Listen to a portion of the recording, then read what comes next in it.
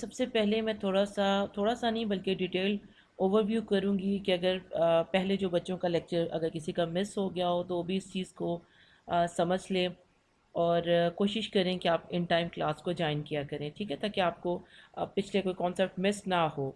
जब आप साइंसिस को पढ़ते हैं तो उसमें ये एक मुश्किल आप ये कह सकते हैं आ सकती है कि आपका जो एक कॉन्सेप्ट होता है वो पिछले कॉन्सेप्ट पे बेस करता है, ठीक है। तो इस वजह से आपको सारी चीज़ें जो पिछली हमने की हो, जो आप इवन लेक्चर में आएँ तो लेक्चर पढ़ कर आएँ, डिटेल उसको देख कर आया करें, तो हम उसको ताकि आपको समझ आए कि कहाँ से हम लिंक को जॉइन करें, ठीक है। आज मैं कोशिश करती हूँ कि थोड़ा सा डिटेल में ही इसका ओवरव्यू करूँ पिछले जो टॉपिक्स हमने पढ़े हैं, लेकिन हर बार ऑफ कोर्स ऐसा नहीं होगा। हम कुछ थोड़ा सा 5-2-4 मिनट में ही मिस कर, लेकिन मैं ऑफ कोर्स इसका एक रिव्यू ज़रूर किया करूँगी जो कि आपका पिछला लेक्चर हमने पढ़ा होगा। Okay, so we have started with electrostatics, ठीक है जी। और इलेक्ट्रोस्टैटिक्स में हमने, let me change the colour, electrostatics में हमने दो चीज़ों पे इसको किया था कि एक आपके पास वर्ड है इलेक्ट्रो, मीन इलेक्ट्रिक चार्ज को ये कर रहा है शो, और दूसरा स्टैटिक्स मीन्स कि ये चार्ज एट रेस्ट है, और charges at rest with respect to each other, कि वो एक दूसरे के रेफरेंस से अभी अगर स्टैटिक हों, रेस्ट पे हों, तो उन तमाम चीज़ों को हम डिस्कस करते हैं इलेक्ट्रोस्टैटिक्स में। So field of branch of physics. अब क्योंकि बात हमने की है इलेक्ट्रोस्टैटिक्स में कि charge is at rest, then of course we should know what is a charge. तो चार्ज को हमने इस तरह से डिफ़ाइन किया था कि charge is an intrinsic property of matter particles और मैटर यू कैन से। तो उसकी इंट्रिंसिक प्रॉपर्टी को भी थोड़ा सा हमने डिस्कस किया है कि ये ऐसी प्रॉपर्टी है जो यू कैन से कि इनहेरेंट प्रॉपर्टी है उसकी, ये इस तरह की प्रॉपर्टी नहीं है जो कि आपके इन्वायरमेंट से उसका कोई इफ़ेक्ट होता हो या उसके साथ वो कोई चेंज होता हो, ठीक है जी। ओके, तो ये हो गया हमारे पास चार्ज की इलेक्ट्रिक मैसेज का जो आप यू कैन से कि फुल नेम अगर आप उसको वर्ड लिखें दैट इज़ इलेक्ट्रिक चार्ज, ठीक है। तो ये एक जस्ट प्रॉपर्टी है पार्टिकल्स की, जो भी आपके पास मैटर पार्टिकल है, जितने आपके पास पार्टिकल से मिलके बने हैं, ठीक है। तो ये क्या शो करते हैं आपको कि ये एक उसकी जहाँ पर अगर हम कहते हैं कि यहाँ पर चार्ज है तो उसका मतलब ये होगा कि हम वहाँ पर कोई पार्टिकल्स देख रहे हैं, ठीक है, वहाँ पर पार्टिकल्स होंगे, ये पार्टिकल फिजिकल पार्टिकल की प्रॉपर्टी है, ठीक है। ओके, इसके बाद हमने इसकी टाइप्स को डिस्कस किया था कि we have two types of charge particle, ठीक है। एक हमारे पास पॉजिटिव चार्ज है और एक हमारे पास क्या है जी, एक हमारे पास नेगेटिव और एक हमारे पास पॉजिटिव चार्ज है, ठीक है इसका। ओके, सो ये दो टाइप के पार्टिकल्स हैं और इन दोनों के पास एक इनहेरेंट इनके पास फोर्स होती है, जिसको हमने कहा था force of attraction and force of repulsion. अगर तो आपके पास दोनों सेम चार्जेस हैं, लेट्स सपोज मैं कहती हूँ कि हमारे पास दोनों पॉजिटिव चार्ज आ जाते हैं, तो क्या होगा, इनके दरमियान में फोर्स ऑफ रिपल्शन होगा, ठीक है। एक दूसरे को क्या करेंगे, रिपेल करेंगे, एक दूसरे को पुश करते हैं अवे फ्रॉम ईच अदर, ठीक है। और अगर आपके पास आ जाए पॉजिटिव और नेगेटिव चार्ज आ जाए तो वो क्या करते हैं, वो एक दूसरे की तरफ क्या करते हैं जी, अट्रैक्ट करते हैं। इसको हम कहते हैं force of attraction and force of repulsion, और we can say it is electrostatic force, ठीक है। इस फोर्स को बाद में हम फर्दर फिर इसको डिस्कस करेंगे। हमने जब चार्ज को डिस्कस किया था तो वहीं पर हमने एक और पॉइंट पे डिस्कस किया कि ये जो चार्ज है it's a property of matter particles. तो ये पार्टिकल्स हमारे पास कहाँ से आते हैं, जो आपका मैटर है that is composed of atoms. Clear है ना ये बात आप लोगों को कि ये एटम से मिलके बनता है। एटम क्या होता है, atom is composed of positive charge that is terms as a proton, और आपके पास योर नेगेटिव चार्ज उसको आप क्या कहते हैं, इलेक्ट्रॉन, ठीक है। दो तरह के होते हैं एटम में, बेसिकली तीन पार्टिकल्स हैं, न्यूट्रॉन, प्रोटॉन एंड इलेक्ट्रॉन। तमाम के तमाम आपका डिफरेंट, आपके पास वुड है, आपके पास आयरन है, या आपके पास हाइड्रोजन एटम है, आपके पास हीलियम है, कोई भी आपके पास हो जाए, यूरेनियम हो जाए, कॉपर हो जाए, कुछ भी हो जाए, सब चीज़ें आपके पास जो मैटर है it is composed of atoms, and atoms are composed of electrons, protons and neutrons. तीनों में सेम आइडेंटिकल पार्टिकल्स होते हैं, लेकिन उनकी जो अरेंजमेंट है, उनका जो नंबर है, क्योंकि आपको पता है ना, अपने अपनी केमिस्ट्री में पढ़ा होगा कि जो ये नहीं होता कि कोई आपके पास शुरू में ऐसे मॉडल्स भी थे एक्चुअली कि इलेक्ट्रॉन किस तरह से, इलेक्ट्रॉन और प्रोटॉन वहाँ पे कोई बिखरे नहीं पड़े हुए होते हैं। प्रोटॉन और न्यूट्रॉन आपके पास न्यूक्लियस में होते हैं, वेयर एज योर इलेक्ट्रॉन्स, जो पिक्चर हमारे पास आती है, अगर मैं उसको थोड़ा सा बनाने की कोशिश करूँ कि ये आपका अगर न्यूक्लियस है, तो यहाँ पर अगर आप अपना बनाते हैं एक उसके शेल्स हैं, डिफरेंट शेल्स आ जाते हैं वहाँ पर, ठीक है। उनमें क्या होता है, आपके पास ये यहाँ पे इलेक्ट्रॉन है, यहाँ पे इलेक्ट्रॉन है, यहाँ पे इलेक्ट्रॉन्स हो सकते हैं, ठीक है। तो उनकी अरेंजमेंट होती है कि पहले शेल में 2 आते हैं, फिर 8 आते हैं, वट इन चीज़ों को आप जानते हैं।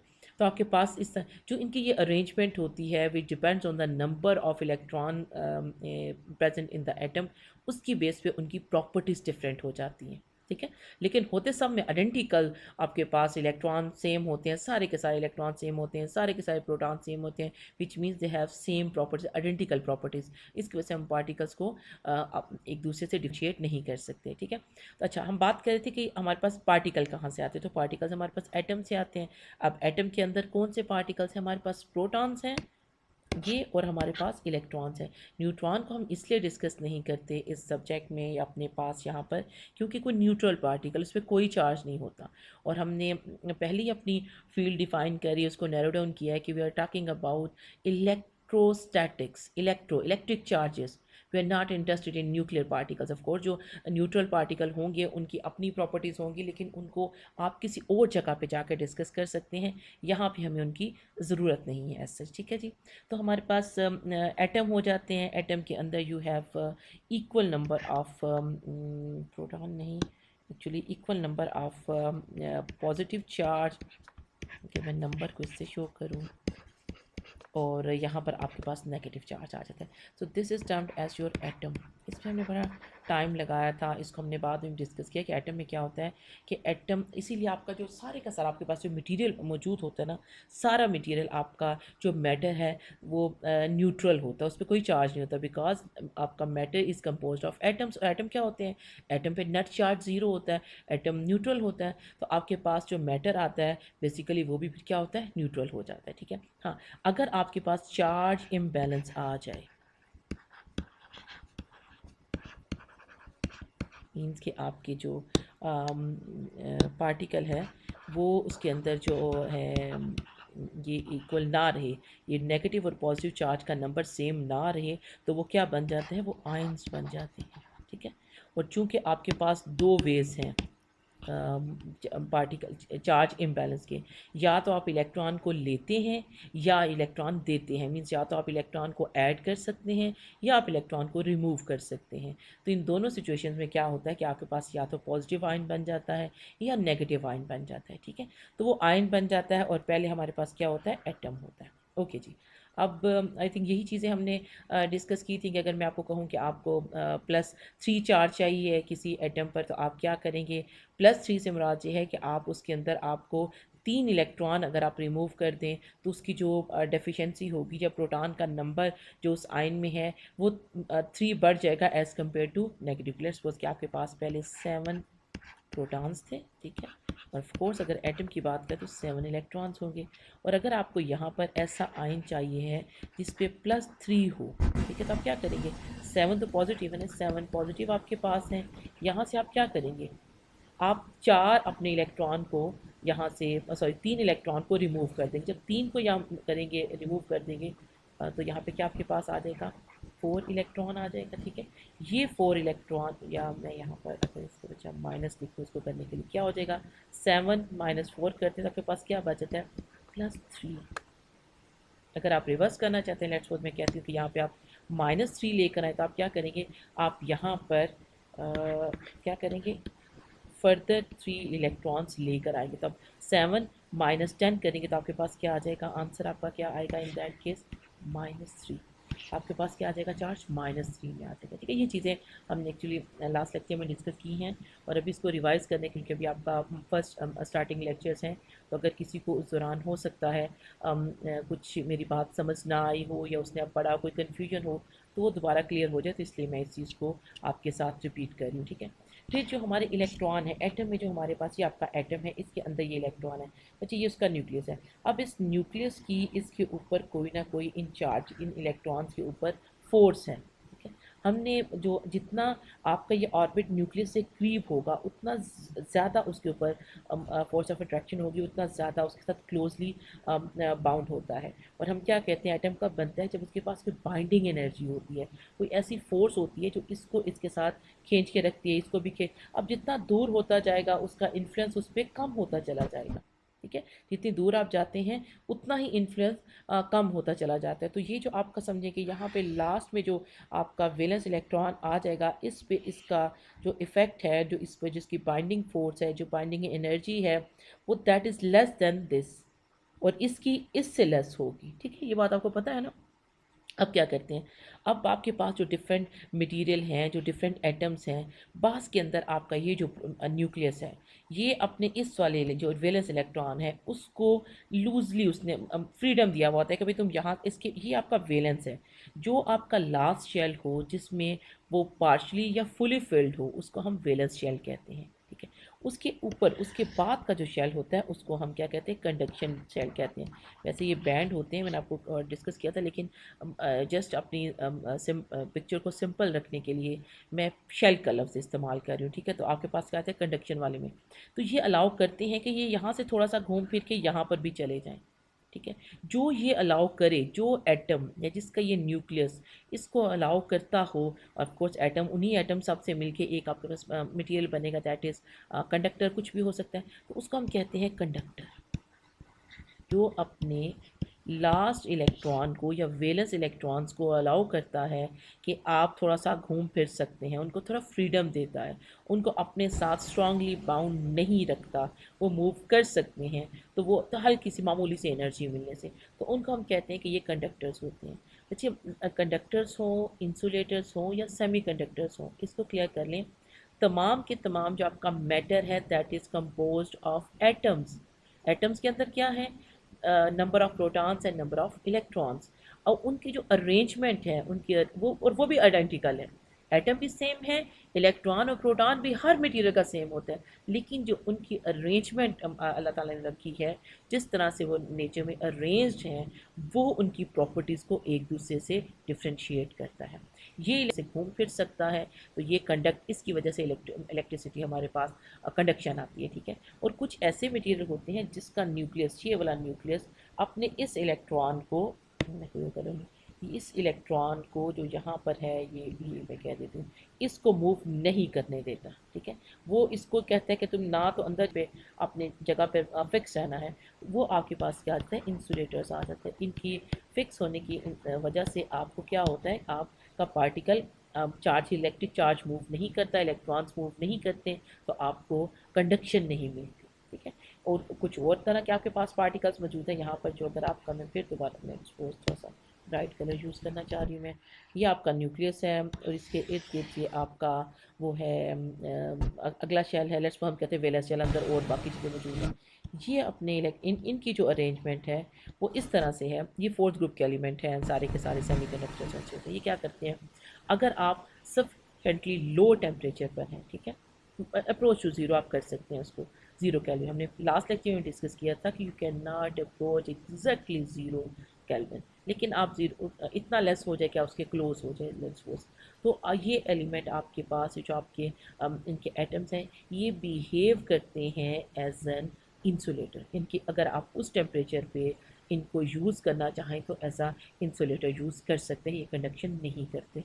लेकिन सेम मटेरियल को जब आप लेके आ जाते हैं रूम टेम्परेचर, विच मीन्स कि अगर आप उनका टेम्परेचर इंक्रीज़ कर देते हैं, ठीक है, उनका टेम्परेचर इंक्रीज़ कर देते हैं, तो यही वाले जो न्यूक्लियस है वो इसको अलाउ कर देता है कि ठीक है भाई, अब तो मूव कर सकते हो, कि तुम कंडक्शन वैलेंस से कंडक्शन में जा सकते हो। तो इसको हम कहते हैं सेमी कंडक्टर, सेमी इसीलिए इनको कहते हैं। लेकिन साइमल्टेनियसली ये कंडक्टर या इंसुलेटर नहीं हो सकते। अच्छा, इसमें इंपॉर्टेंट बात को आप गौर करेंगे कि इसमें टेम्परेचर मैटर करता है। या तो ये जब लो टेम्परेचर पर होते हैं it behaves like insulator, and when they are at room temperature they behave like a conductor, ठीक है जी, ये सेमी कंडक्टर्स का होगा। फिर हमने सुपर कंडक्टर्स का भी किया था। कुछ ऐसे मटेरियल भी हैं जिनको आप सफिशेंटली लो टेम्परेचर पर लेकर आएँ, जिनको हम क्रिटिकल टेम्परेचर भी कहते हैं, तो वो कंडक्शन में विदाउट एनी रेजिस्टेंस वहाँ से कंडक्शन हो सकती है, तो उसको हम कहते हैं सुपर कंडक्टर्स। क्योंकि जो आपके पास बाकी कंडक्टर्स हैं ना, जैसे हमने डिस्कस किया था कि जो आपका सिल्वर है वो बेस्ट कंडक्टर है, फिर आपके पास एल्युमिनियम गोल्ड वगैरह है वो उससे थोड़े से कम। ये जो थोड़ा सा कम बेस्ट और कम की जो दरमियानी रीज़न है वो ये है कि जो जितनी रेजिस्टेंस, जो जितनी कम रेजिस्टेंस पेश करेगा करंट के फ्लो को, वो उतना अच्छा कंडक्टर होता है, ठीक है। तो ये हमने टाइप्स डिस्कस की थी अपने कंडक्टर्स के साथ, ठीक है। अब हम ये तो उनकी इंडिविजुअल प्रॉपर्टी होगी ना, चार्ज के चार्ज पॉजिटिव और नेगेटिव होता है, सेम हो तो एक दूसरे से अट्रैक्ट करते हैं, सेम हो तो एक दूसरे को रिपेल करते हैं, अपोजिट हो तो एक दूसरे को क्या करते हैं, अट्रैक्ट करते हैं, ठीक है। अब हम इनकी थोड़ी सी कलेक्टिव प्रॉपर्टी देखना चाहते हैं कि चार्ज की बेसिकली ओवरऑल जो भी आपके पास चार्ज हो, कोई एक भी चार्ज हो सकता है, उसकी वो कौन से लॉ को ऑब्जर्व करता है, उनको फुलफ़िल करता है, ठीक है। तो उसमें आज हम बेसिकली ये हमारा अभी तक जो मैंने डिस्कशन की है दैट इज़ एक रिव्यू था आपके लास्ट लेक्चर का, ठीक है। अब हम आपसे डिस्कशन करते हैं जो आज का हमारा लेक्चर है बेसिकली, वो है जी प्रॉपर्टीज़ ऑफ क्यों करना चाहिए, ठीक है। आपका जो इलेक्ट्रिक चार्ज है, तो सबसे पहले जो प्रॉपर्टी आती है जिसको वो जिस लॉ को वो करता है, दैट इज़ कंजर्वेशन लॉ। अब कंजर्वेशन लॉ से क्या मुराद है, कंजर्वेशन से सॉरी जी, कंजर्वेशन से मुराद ये होती है कि total charge in an isolated system never changes, और in other sense you can say the net quantity of electric charge means a number of positive charge minus the number of negative charge in the universe always conserved, same रहता है। अब एक जो नया लफ्ज़ इसमें use हुआ है that is your isolated system, जिसको हम इस तरह से कहते हैं कि ऐसा सिस्टम जिस पर आपकी कोई फोर्स एक्ट नहीं कर रही होगी ना। लेट्स सपोज एक क्रूड एग्जांपल देती हूँ कि आप अपनी लेक्चर हॉल में बैठे हुए हैं, आप उससे जब आपका लेक्चर शुरू नहीं हुआ होता तो आप बाहर आ जा सकते हैं, बाहर के लोगों से बात कर सकते हैं, बाहर जाके बैठ जाते हैं। तो जब आपका लेक्चर का टाइम एग्जैक्ट स्टार्ट होता है आपका, तो आपका लेक्चर हॉल अब बाकी लोगों से आइसोलेट हो जाता है, एक आइसोलेटेड सिस्टम बन जाता है। अब आप अंदर पढ़ रहे हैं, आप फिज़िक्स पढ़ रहे हैं, आप मैथ्स वटावर कुछ भी पढ़ें, अब बाहर के सिस्टम को उससे कोई इंटरेस्ट नहीं है। और बाहर के लोग चाहे पार्टीज़ कर रहे हों, चाहे रिलैक्स कर रहे हों, लेटे हों, बैठे हों, भाग रहे हों, खेल रहे हों, अब उनकी कोई भी एक्टिविटी आपके जो अंदर हमारा क्लासरूम का जो एक सिस्टम उस पर इफ़ेक्ट नहीं करता, उसको चेंज नहीं करता, हम उसकी परवाह नहीं करते, ठीक है। तो वो एक आइसोलेटेड सिस्टम हो जाता है। तो हम इलेक्ट्रिक चार्ज की बात कर रहे हैं कि टोटल किसी भी ने को आइसोलेटेड अपना सिस्टम बनाया है ऐसा जिसमें बाहर से चार्ज ना आ सकता है ना जा सकता है, तो उसको हम कहते हैं कि वो आइसोलेटेड सिस्टम होता है। तो वहाँ पर आप जो भी चार्जेस के साथ काम करेंगे, वो डिस्ट्रॉय हों या क्रिएट हों, तो वो चार्ज, उसका जो टोटल चार्ज है वो सेम रहता है। अगर लेट्स सपोज कि अगर आपने अपने सिस्टम को स्टार्ट किया था, कोई भी प्रोसेस जो आपने उसके अंदर करना था, आपने किया जो आपके पास टोटल चार्ज जो भी आपके पास 5-6 चार्जेस थे, सबका टोटल चार्ज मिला के लेट्स सपोज वो +4 था, तो एट द एंड आप जो भी वहाँ पर मैनिपुलेशन कर लें, जो भी प्रोसेसेस वहाँ पर कर लें, उसके बाद आपके पास चार्ज कितना होना चाहिए, 4 ही रहना चाहिए। चार्ज को आप डिस्ट्रॉय नहीं कर सकते हैं, ठीक है, ना ही आप 4 से उसको 5 बना सकते हैं। ये कंजर्वेशन लॉ है जिसको चार्ज स्ट्रिक्टली फॉलो करता है। अभी तक इतने अरसे से हम लोग एक्सपेरिमेंट्स कर रहे हैं और कोशिश करते हैं हम। अब लॉस जो से होते हैं उनकी वैलिडिटी को चेक करने के लिए बहुत से एक्सपेरिमेंटेशन में हर वक्त साइंटिस्ट बिजी रहते हैं, तो इसकी वायलेशन अभी तक ऑब्ज़र्व नहीं की जा सकी, ठीक है जी। अच्छा, इसके बाद आप इन अदर टर्म्स आप ये भी कह सकते हैं कि it's a physical conservation law है, और आप ये कह सकते हैं कि हमने एक बात की थी ना भी आपके पास आइसोलेटेड सिस्टम है, तो अगर आप उनके अंदर चार्ज को कुछ चेंज करते हैं या आप बाहर से कोई चार्ज अपने पास अंदर लेकर आते हैं, तो इसका मतलब है कि आपको अंदर से उतना ही चार्ज बाहर निकालना होगा, ठीक है। और I can say change in the amount of electric charge in any volume of space is exactly equal to the amount of charge flowing into the volume minus the amount of charge flowing out of the volume. यानी कि जो आपके पास आ रहा है, ठीक है, उतना ही आपके पास वहाँ से जाना भी चाहिए, ताकि आपके पास जो नेट है वहाँ जो आपके पास सिस्टम में जो चार्ज है वो आपके पास क्या रहे, सेम रहे, कंजर्व रहे, ठीक है जी। इसकी इसकी अब हम ये जो हमने अपना कॉन्जर्वेशन को देखा है, इसकी हम अब करना चाहते हैं। अब कुछ एग्जांपल्स हैं, उनको देखते हैं ताकि आपको अच्छी तरह से इस चीज़ की समझ आ सके। तो उसके लिए सबसे पहले एक जो example, that is radio active decay of nuclei. आपको पता है कि रेडियो एक्टिव डिके क्या होता है, या रेडियो एक्टिविटी क्या होता है?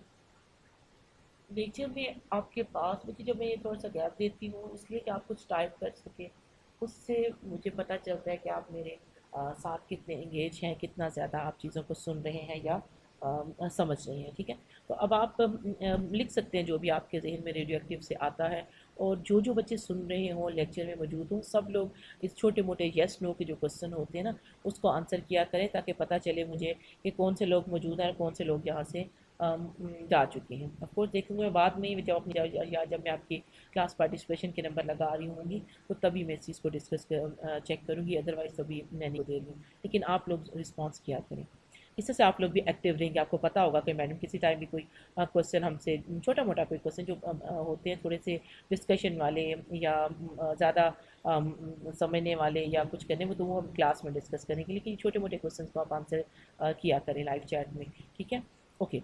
तो रेडियो एक्टिव आपके पास जिस तरह से डिफरेंट मटीरियल, उसमें एक टाइप रेडियो एक्टिव की भी होती है। जैसे आपको याद हो तो हम जब बात कर रहे थे नंबर ऑफ न्यूट्रॉन्स की, कि प्रोटॉन, जब प्रोटॉन के और इलेक्ट्रॉन का नंबर तो सेम होता है, व्हाट अबाउट न्यूट्रॉन्स? तो जितना आपके पास शुरू में तो वो सेम होता है, लेकिन जैसे ही आपके पास एटम का नंबर बढ़ना शुरू होता है, आपके पास नंबर ऑफ न्यूट्रॉन्स उसके बराबर नहीं रहते प्रोटॉन के, वो ज़्यादा होना शुरू हो जाते हैं। ये उनकी एक प्रॉपर्टी, अनस्टेबल होना शुरू हो जाते हैं। तो उनकी एक एग्जांपल यूरेनियम है, पास रेडियो एक्टिव है।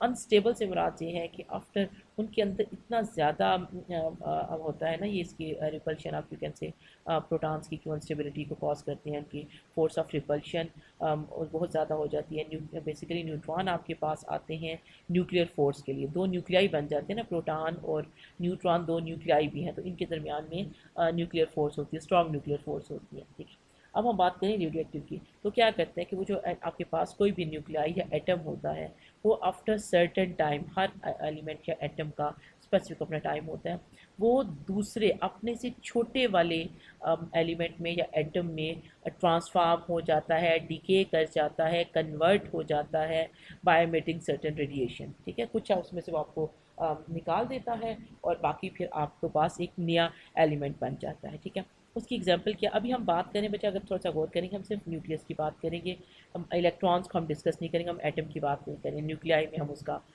डिके देख रहे हैं। तो आपके पास एक आपका एटम है यूरेनियम। ठीक है, यूरेनियम का जो एटॉमिक नंबर होता है दैट इज़ 92। आपको पता है एटॉमिक नंबर क्या होता है? किसको शो करता है atomic number? Number of electrons को और नंबर ऑफ प्रोटॉन को, किसको शो करता है? एटम में आपको पता है ना कि हमने एक चीज़, अगर आपको किसी भी एटम के नंबर ऑफ प्रोटॉन्स पता चल जाए, तो इसका क्या मतलब है कि आपको उसके नंबर ऑफ इलेक्ट्रॉन भी पता चल चुके हैं। ठीक है, 92 से मुराद है कि इसके पास 92 प्रोटॉन्स हैं, विच मीन्स कि इसके पास 92 ही इलेक्ट्रॉन्स होंगे। ठीक है, अभी हम उसके, अच्छा, और इसके पास क्या होता है, 146 इसके पास न्यूट्रॉन, 92 आप देखें और 146, क्योंकि बहुत ज़्यादा नंबर हो गए तो इसके पास न्यूट्रॉन की तादाद बढ़ जाती है। अगर आप इन दोनों को ऐड करें तो आपको क्या मिल जाएगा? नंबर ऑफ़ प्रोटॉन्स को और नंबर ऑफ़ न्यूट्रॉन्स को ऐड करने से आपको क्या मिलता है? जी, सब लोगों ने इसका जवाब दे दिया, क्या होता है? उसको हम मैस नंबर कहते हैं। Mass number is sum of protons and neutrons, इन दोनों के नंबर को जब आप ऐड करते हैं तो आपको उसका मैस नंबर मिल जाता है। नंबर ऑफ़ प्रोटॉन्स और नंबर ऑफ़ इलेक्ट्रॉन, मतलब या तो प्रोटॉन का नंबर या फिर इलेक्ट्रॉन का number, that is your atomic number. Okay, एक हमारे पास आप रेडियो एक्टिव की एग्जांपल है यूरेनियम एटम की, दूसरा है थोरियम की। थोरियम क्या क्या होता है? थोरियम उससे लेस होता है। थोरियम में एटॉमिक नंबर 90 है और आपके पास न्यूट्रॉन्स कितने हैं? 144। दो प्रोटॉन यहाँ पे कम हो गए हैं ना। ठीक है, तो आपके पास यहाँ पर दो न्यूट्रॉन्स भी कम हो जाते हैं। ओके जी, अब आपको आइसोटोप्स का आपको पता है? जिनको पता है ठीक है, अदरवाइज़ बाकी जो लोग हैं वो इसको जब उनको मौका मिले लेक्चर के बाद उसको स्टडी करेंगे। आइसोटोप्स किसे कहते हैं? जब आपके पास कोई भी, लेट्स सपोज आपका एटम है, लेट्स मैं कहती हूँ कि 92 इसके पास क्या थे, इलेक्ट्रॉन या प्रोटॉन्स हैं। अगर ये इसके अंदर प्रोटॉन या एटॉमिक नंबर इसका 90 हो, जिसका मतलब है कि ये दो डिफरेंट एटम्स हो गए हैं, ठीक है। ये अब सेम एटम नहीं रहा, इसके पास नंबर ऑफ प्रोटॉन और नंबर ऑफ प्रोटॉन दोनों में इलेक्ट्रॉन चेंज है, तो ये डिफरेंट एटम है। लेकिन समटाइम ये होता है कि आपका नंबर ऑफ प्रोटॉन्स तो वही रहता है, लेकिन नंबर ऑफ न्यूट्रॉन्स चेंज हो जाते हैं। Number of neutron, let's suppose मैं कहती हूँ 146 है, या 147 हो जाए, या 145 हो जाए, नंबर ऑफ न्यूट्रॉन, ठीक है, मास नंबर चेंज हो जाए, लेकिन अगर तो एटॉमिक नंबर रिमेन सेम, इसका ये मतलब है कि एटम तो सेम है। अब फिर हम इनको क्या कहें, ये जो चेंज हो गए हैं न्यूट्रॉन या मास नंबर, उसको क्या कहते हैं, फिर उस एटम का हम उसे क्या कहते हैं, ठीक है, आइसोटोप्स। अगर अभी आपको नहीं क्लियर हुआ तो आप इसको फर्दर थोड़ी सी बच्चे स्टडी करेंगे ताकि आपको पता चले आइसोटोप क्या होता है। एक चीज़ के साथ साथ फिर आप बहुत सी चीज़ें सीखते चले जाते हैं, बात से बात बनती है। अब होता क्या है, क्योंकि uranium is your radio active nucleus, radio active है, ये आफ्टर सर्टेन टाइम क्या करता है, डी अपने आप डिके कर जाता है, ट्रांसफॉर्म हो जाता है, कन्वर्ट हो जाता है, किस में, थोरियम में। इसका मैस नंबर लिखा है 238, इसका मैस नंबर यूरेनियम का, और ये थोरियम का मैस नंबर लिखा हुआ है। अब क्या होता है आपके पास, अगर मैं यहाँ पे बच्चे नीचे इक्वेशन लिखना चाहूँ, यूरेनियम के पास पॉजिटिव चार्ज था 92, उसको मैं पहले पॉजिटिव लिख देती हूँ, ठीक है। अब यहाँ पर पॉजिटिव चार्ज कितना आ गया, 90। अब हम इसको यहाँ नहीं यहाँ पॉजिटिव लिखते हैं, यहाँ नहीं छोड़ सकते, क्यों, क्योंकि हमने पढ़ा है because of conservation of charge, charge remain same. जितना आपकी आपके किसी प्रोसेस से पहले था, आफ्टर वर्ड्स भी वही होना चाहिए। नम आपके जितने मर्जी पार्टिकल्स बन जाए, जो मर्जी वहाँ पर प्रोसेस हो जाए, लेकिन इंपॉर्टेंट चीज़ क्या है, it should follow conservation of charge, conservation law को उसे हर सूरत पे फुलफिल करना है। तो अब मैं क्या, यहाँ पे कितने अब कमी हो गए, प्लस यहाँ पे क्या आना चाहिए, अब +2 आना चाहिए। और ये जो आपका हीलियम न्यूक्लियाई है, इसके पास दो प्रोटॉन होते हैं, ठीक है। अब क्या हो गया, अब आपका ये रिएक्शन था, ये पहले वाला शुरू वाला, यहाँ पे चार्ज नंबर 92, ये आपका फाइनल स्टेट है, समझिए कि आपकी एक रिएक्शन के बाद कुछ और चीज़ें बनी हैं। अब आपका यहाँ पे चार्ज किसके बराबर है जी, 92। सो विच मीन्स कि आपका ये जो एक डिके है, uranium decays into thorium, plus यहाँ के वो क्या करता है, हीलियम न्यूक्लियस को साथ में एमिट करता है, साथ में उसके मौजूद होता है आपका चार्ज कंजर्वेशन की, ये एक एग्जांपल बनती है। आपने जैसे आप करते हैं ना अपने केमिस्ट्री में, आप करते इक्वेशंस को बैलेंस करते थे, या सिंपल मैथमेटिक्स बन जाता है कि जब भी आपको, लेट्स सपोज कि यहाँ पर मैंने यूरेनियम और थोरियम लिखा ना, ये भी हो सकता है मैं लिखूँ एक्स, कोई भी नाम हो, क्योंकि अब सारे एलिमेंट्स आपको नहीं याद हो सकते ना। इसके ऊपर मैं यहाँ पे +3 लिख देती हूँ, यहाँ पे मैं y कर देती हूँ, यहाँ पे मैं -2 लिख देती हूँ, ठीक है। मैं कहती हूँ ये ट्रांसफॉर्म हो जाते हैं z में, और z का चार्ज है यहाँ पर लेट्स सपोज 4 +4।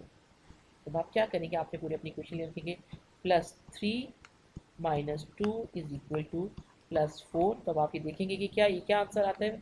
यहाँ पे इसको ऐसे कर देते हैं, पहले ये क्या आ रहा है 1, और ये क्या आ रहा है 4। अब ये किसी के बराबर नहीं है, तो आप कहेंगे कि this reaction is not possible because of charge conservation, क्योंकि चार्ज कंजर्वेशन आपको ये कहता है कि दोनों साइड पे चार्ज बराबर होना चाहिए था। आप क्या कहेंगे इस चीज़ को, ये जो आपके सामने के हिस्सा से मैं कहूँ कि इसको आप चार्ज कंजर्वेशन को चेक करें whether this reaction is possible और नॉट, तो आप कहेंगे this reaction is not possible because of charge conservation. Charge conservation क्या डिमांड करता है कि चार्ज दोनों साइड पे सेम हो। दूसरी एग्जांपल ये भी हो सकती है कि आपको कोई x प्लस वाई दिया हुआ है और ये a प्लस बी में कन्वर्ट हो जाता है। यहाँ का जो टोटल चार्ज था दैट वाज +5, और यहाँ का जो टोटल चार्ज था वो भी 5। तो आप क्या कहते हैं, this reaction is valid because of charge conservation. अगर वो इनवैलिड है तो भी बिकॉज ऑफ चार्ज कंजर्वेशन है, क्योंकि चार्ज यहाँ पर क्या था, सेम नहीं था आपके रिएक्शन की दोनों साइड पे। यहाँ पर अगर चार्ज आपका बैलेंस हो रहा है तो क्या, तो भी किस वजह से ये रिएक्शन पॉसिबल होगा, बिकॉज ऑफ चार्ज कंजर्वेशन। अगर कोई ऐसी इक्वेशन आपके पास लिखी हुई आए जिसमें चार्ज दोनों साइड पे सेम ना हो, तो इसका ये मतलब होगा कि ये रिएक्शन पॉसिबल नहीं है। आप लिखेंगे this reaction is not valid और not possible because of charge conservation. और आप अगर आपसे कहा जाए कि चेक करें ये रिएक्शन पॉसिबल है या नहीं है, तो भी आप यही करेंगे कि आप सबसे पहले उसके चार्जेस को देखेंगे कि दोनों साइड पे बराबर हैं। अगर तो बराबर हैं तो आप कह देंगे कि यस ये पॉसिबल हो सकता है। और अगर ये चार्ज दोनों साइड पे बराबर नहीं है तो इन एनी केस ये कभी भी ये रिएक्शन पॉसिबल नहीं हो सकता। उसके लिए किसी भी रिएक्शन के लिए लाजमी है कि वो चार्ज कंजर्वेशन का जो लॉ है उसको फुलफिल करे। क्लियर है जी? अच्छा, अब हम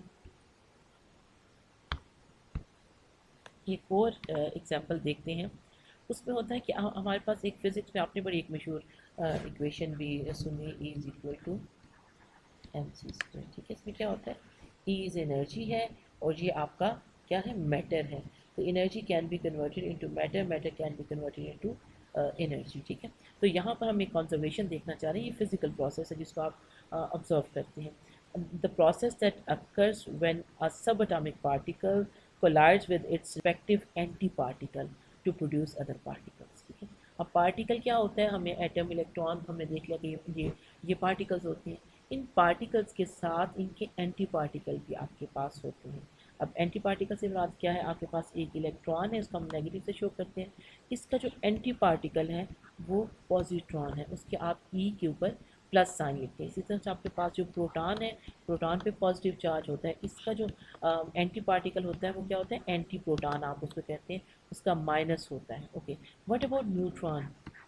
न्यूट्रॉन का एंटी पार्टिकल क्या होता है, ये आप मुझे थोड़ा सा स्टडी करके बताएंगे। ठीक है, अभी हम देखे थे कि आपका ये अब एंटी पार्टिकल क्या होता है कि आप देखें इनकी सारी प्रॉपर्टीज़ आलमोस्ट सेम होती हैं अदर देन चार्ज। ये जो आपका चार्ज है ये प्लस है तो यहाँ पे माइनस आ गया, इसका मैथ एग्जैक्टली सेम होता है। इलेक्ट्रॉन का भी वही मैस होता है जो कि पॉजिट्रॉन का होता है, प्रोटॉन का भी वही मैस होता है जो कि एंटी प्रोटॉन का होता है। मैस इनका सेम होता है और इनका इलेक्ट्रिक चार्ज क्या होता है, अपोजिट होता है। अगर पार्टिकल का चार्ज मैं कहती हूँ नेगेटिव है, जैसे कि इलेक्ट्रॉन का, तो उसके एंटी पार्टिकल का चार्ज क्या होगा जी, क्या होगा उसका चार्ज। इसी तरह से अगर आपका पार्टिकल पॉजिटिव है, ये पार्टिकल है, मैटर पार्टिकल है, अगर इसका चार्ज पॉजिटिव हो तो इसके एंटी पार्टिकल का चार्ज क्या होगा,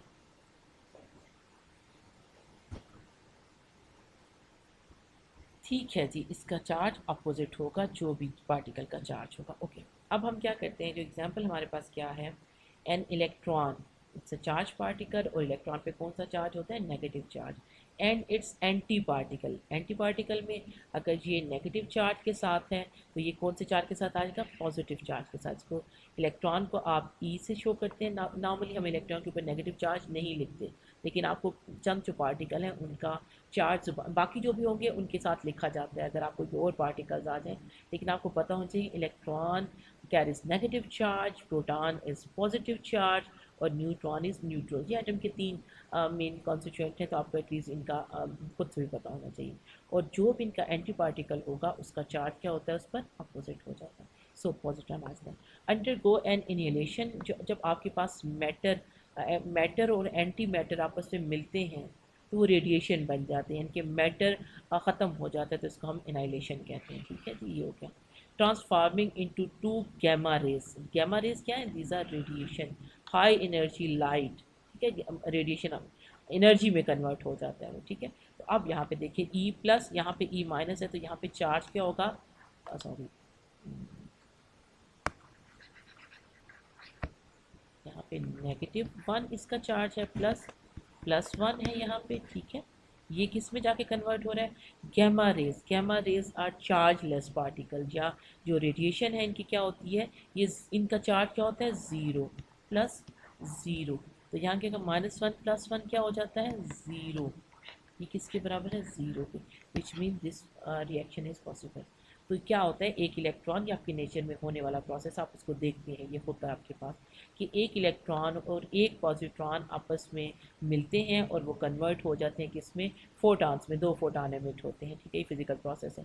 और आप इसको कैसे, इसकी वैलिडिटी चेक करेंगे कि ये हो सकता है या नहीं हो सकता, तो उसके लिए आप क्या करेंगे, सबसे पहले आप चार्ज कंजर्वेशन को चेक करेंगे।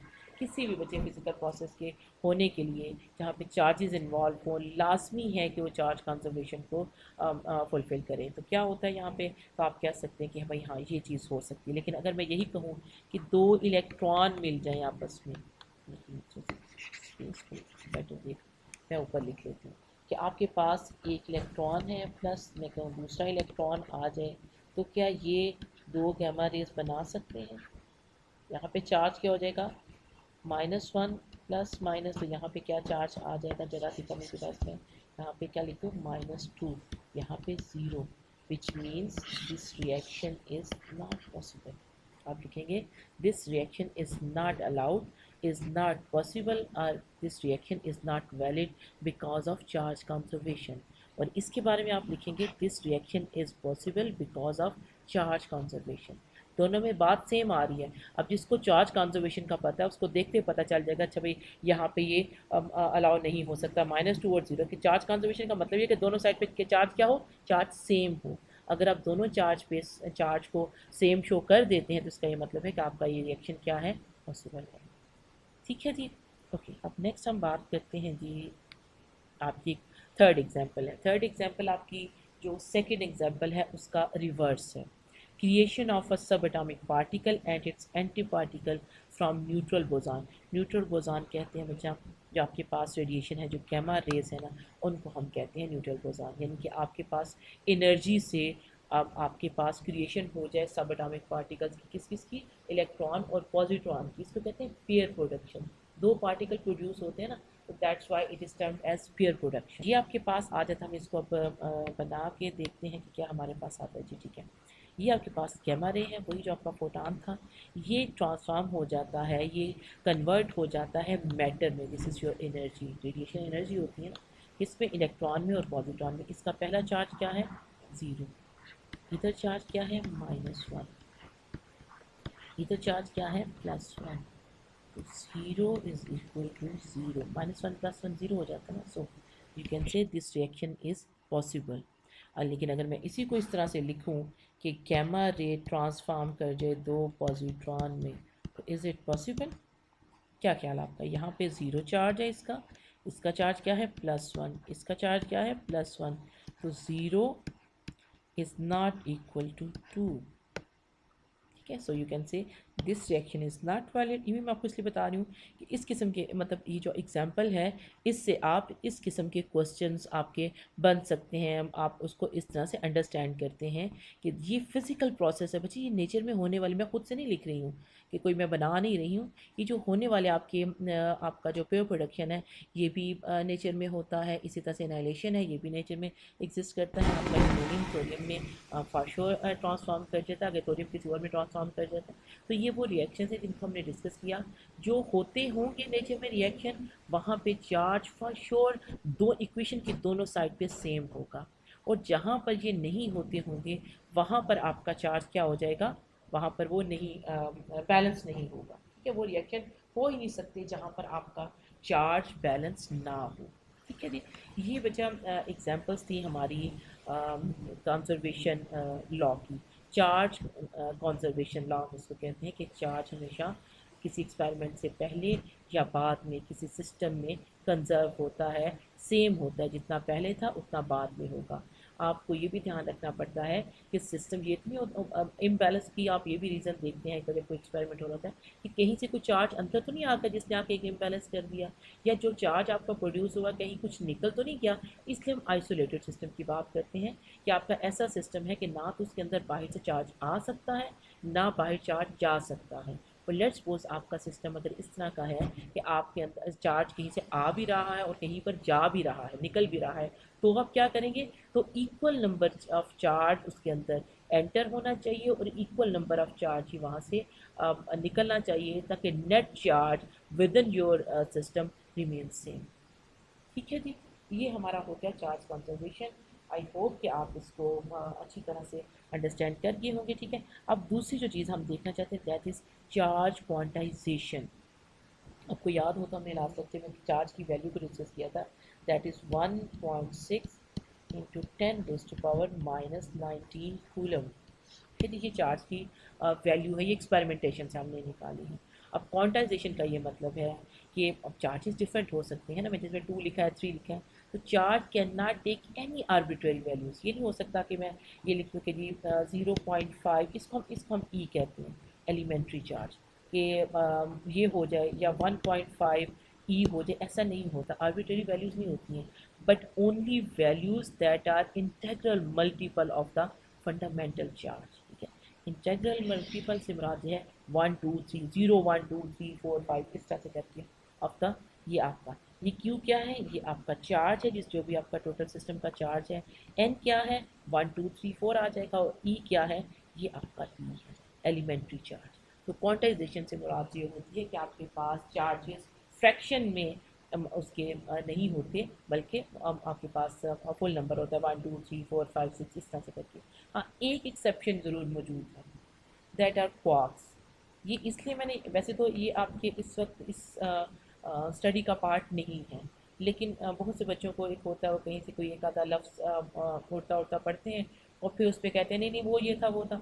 तो कि ये आपके कोर्स का पार्ट नहीं है, इलेक्ट्रोस्टैटिक का पार्ट नहीं है। क्वार्क से मिलके आपके क्या बनते हैं, प्रोटॉन्स और न्यूट्रॉन। से मतलब ये भी सब इनके अंदर भी सब स्ट्रक्चर मौजूद है। प्रोटॉन एलिमेंट्री नहीं है, इलेक्ट्रॉन के अंदर कोई सब स्ट्रक्चर मौजूद नहीं, इसलिए हम इलेक्ट्रॉन को एलिमेंट्री चार्ज कहते हैं, एलिमेंट्री पार्टिकल कहते हैं। लेकिन जो आपका प्रोटॉन है that is compose of quarks. तो क्वार्क्स के ऊपर फ्रैक्शनल चार्ज होता है, वो 1/3 ई -2/3 ई इस तरह से करके वो चार्ज होता है। ठीक है जी, ये जस्ट आपकी उसके लिए है कि आप बात को मैं कंप्लीट करना चाह रही हूँ कि क्वार्क्स एक्सेप्शन होते हैं। एक्सेप्शन क्यों होते हैं, क्योंकि क्वार्क्स इंडिपेंडेंटली एग्जिस्ट नहीं करते। जो भी आपके चार्ज पार्टिकल्स इंडिपेंडेंटली एग्जिस्ट करते हैं वो चार्ज क्वांटाइजेशन को फुलफिल करते हैं। ठीक है जी, अब हम इसकी भी एक छोटी एक एग्जांपल देख लेते हैं, उसके बाद फिर हम अपने डिस्कशन में जाएंगे। How many electrons would have to be removed from a coin to leave it with a charge of 1 into 10 raised to power -7 coulomb. मैंने आपको जब से हम इस बात को डिस्कस कर रहे हैं चार्जेस को, मैं बार बार बता रही हूँ कि जब आपका मैटर होता है ना, कॉइन इज योर मैटर, तो वो क्या होगा, एसेंशियली उसको क्या होना चाहिए, न्यूट्रल होना चाहिए। लेकिन अगर आप उस पर कोई चार्ज चाहते हैं, लेट्स सपोज आप चाहते हैं कि उस पर ये चार्ज आ जाए, तो आपको क्या करना होगा। अगर मैंने इसको पॉजिटिव किया, इसका ये मतलब है कि आपको उसमें से कुछ इलेक्ट्रॉन को रिमूव करना होगा, तभी बच्चे उसके ऊपर कुछ चार्ज आएगा ना, अदरवाइज वो न्यूट्रल एंटिटी होना चाहिए। तो इसका ये मतलब है, अब आप इस चीज़ को कैसे इसको फाइंड आउट करेंगे। अब आपने फाइंड आउट करना है कि कितने इलेक्ट्रॉन को हम यहाँ से रिमूव करें। तो इसको हम अपने पिछले फार्मूला से इसको आप सॉल्व करेंगे। मैं जस्ट आपको इसको डिस्कस कर रही हूँ कि क्यू आपका चार्ज था, अभी मैंने पीछे एक फार्मूला किया है, ठीक है। और एन और ई यू नो, ये एलिमेंट्री चार्ज, उसका फंडामेंटल चार्ज है कितना होता है 1.6 इंटू 10⁻⁹ कूलम। तो आपने क्या करना है, फाइंड आउट करना है। तो क्या आप इस इक्वेशन की मदद से, चार्ज क्वांटाइजेशन की मदद से फाइंड आउट कर सकते हैं एन की वैल्यू, कि कितने नंबर आप ऑफ इलेक्ट्रॉन आप यहाँ से रिमूव करेंगे कि आपको मिल जाए ये वाला चार्ज मिल जाए। Yes, I think you can do it. Okay जी, एक और एग्जांपल आपके सामने है। 2 टाइनी स्फेरिकल वाटर ड्रॉप्स, आपके पास वाटर ड्रॉप्स हैं विद आइडेंटिकल चार्जेस ऑफ, दोनों के ऊपर सेम चार्ज है, दो ड्रॉपलेट्स हैं, दोनों पे सेम चार्ज है, 1 × 10⁻⁻16 coulombs. Have a centre to centre separation of 1 centimetre. उनकी ये एक्चुअली सेपरेशन का इसलिए जिक्र किया गया है कि यहाँ पे एक और चीज़, हम इस क्वेश्चन को दोबारा भी करेंगे जब हमें इलेक्ट्रोस्टैटिक फोर्स फाइंड आउट करनी होगी। ठीक है, अभी हमारा इस चार्ज से काम चल जाएगा। How many excess electrons are on each drop giving it its charge imbalance. Charge imbalance क्या होता है कि आपके पास जब एटम है या कोई आपका पास मैटर है तो उस पर चार्ज क्या होना चाहिए, चार्ज दोनों का बराबर होना चाहिए, नेगेटिव पॉजिटिव दोनों बराबर रहेंगे, कोई चार्ज नहीं आएगा।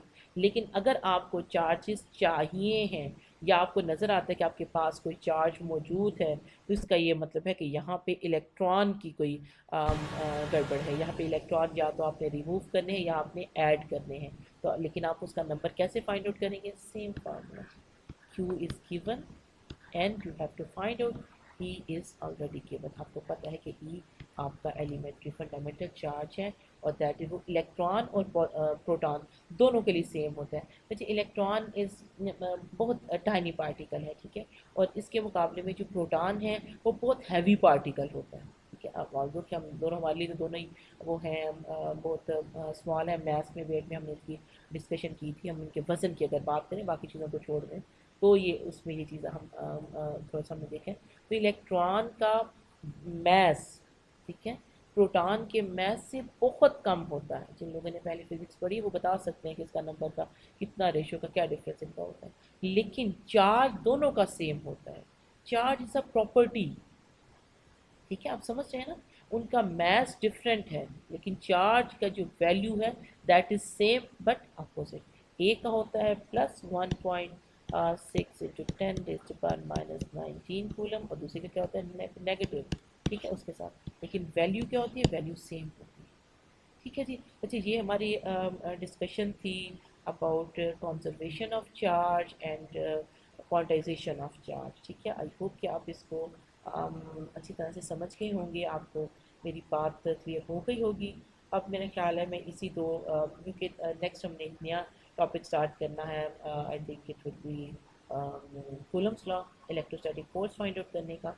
तो वो मैं अभी शुरू नहीं कर रही हूँ। अभी आप लेक्चर में जाएंगे, सॉरी मीट के डिस्कशन में आ जाएंगे, तो जो भी हमने आज पढ़ा है आप उसको डिस्कस कर लेंगे। कुछ जो भी हमारी डिस्कशन है उसको करेंगे, और अपने लेक्चर को फिर हम आज हम यहीं पर एंड करते हैं। आप मीट को अब ज्वाइन कर लें, ठीक है जी। ओके जी।